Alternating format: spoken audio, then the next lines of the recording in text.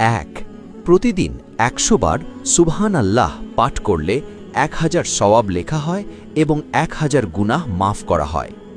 2 আলহামদুলিল্লাহ মিজানের পাল্লাকে ভারী করে দেয় এবং সর্বোত্তম দুয়া। 3 লা ইলাহা ইল্লাল্লাহ সর্বোত্তম জিকির। 4 সুবহানাল্লাহ ওয়ালহামদুলিল্লাহ ওয়া লা ইলাহা ইল্লাল্লাহু ওয়াল্লাহু আকবার। এই কালিমাগুলি আল্লাহর নিকট অধিক প্রিয় এবং নবী সাল্লাল্লাহু আলাইহি ওয়াসাল্লাম বলেন, পৃথিবীর সমস্ত জিনিসের চাইতে আমার নিকট অধিক প্রিয়। 5 যে ব্যক্তি সুবহানাল্লাহি ওয়া বিহামদিহি প্রতিদিন 100 বার পাঠ করবে, সমুদ্রের ফেনা পরিমাণ সগীরা গুনাহ থাকলেও তাকে মাফ করে দেওয়া হবে। 6 নবী সাল্লাল্লাহু আলাইহি ওয়াসাল্লাম বলেন, সুবহানাল্লাহি ওয়া বিহামদিহি সুবহানাল্লাহিল আযীম। এই কালিমাগুলি জিহবায় উচ্চারণে সহজ, মিজানের পাল্লায় ভারী, দয়াময় আল্লাহর নিকট প্রিয়।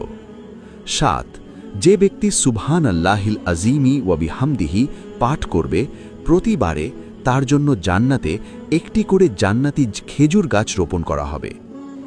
8 নবী সাল্লাল্লাহু আলাইহি ওয়াসাল্লাম বলেন, লা হাওলা ওয়ালা কুওয়াতা ইল্লা বিল্লাহ হচ্ছে জান্নাতের গুপ্ত ধনসমূহের মধ্যে একটি গুপ্ত ধন। 9 নবী সাল্লাল্লাহু আলাইহি ওয়াসাল্লাম বলেন, সুবহানাল্লাহ ওয়ালহামদুলিল্লাহ ওয়া লা ইলাহা ইল্লাল্লাহু ওয়াল্লাহু আকবার ওয়া লা হাওলা ওয়ালা কুওয়াতা ইল্লা বিল্লাহ। এই কালিমাগুলি হচ্ছে অবশিষ্ট নেক আমল সমূহ। 10 নবী করিম সাল্লাল্লাহু আলাইহি ওয়াসাল্লাম বলেন, যে ব্যক্তি